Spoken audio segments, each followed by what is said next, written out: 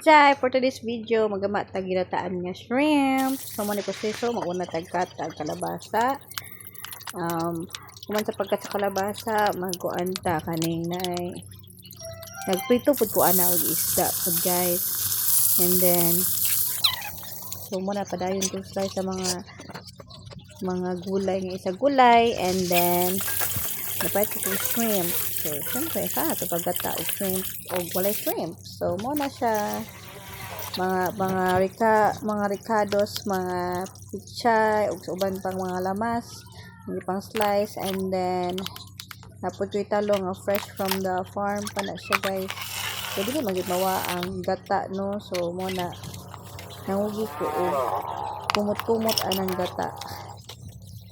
Kaya wala ko nagkuhan o kanang process na bitaw nga kanang gata bitaw nga nasa mga tindahan na. So, mas lamig mo na magkatatag pure yun yung coconut. So, mao na siya guys. Naandam na ta ng mga sahog. So, it's time na nga magluto. So, mao na siya. So, sugdan na nato ang pagluto sa atong ginataan nga shrimp. So, una, ato ang magbutang tag mantika ato sang gisahon una ang mga panakot, and then ato iluhod na ang shrimp. So atong paabuton nga murag mo puwa-puwa pa siya, and then mo na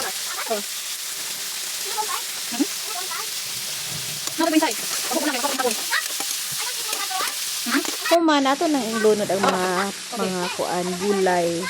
So murag ato sa igisa-gisa na siya hangtod sa murag mo madanog luto-luto, and then humanana ato na butangan og isa sa gulay, butangan na ato og gata. So muna na ato na siyang kuan mag kurawon kariyot ang tabunan humana na. And after pila ka 6 minutes luto na imong kuan atong ginataan niya shrimp. So and that's it, naluto na ang kuan ginataan ni shrimp. So mga una ta guys.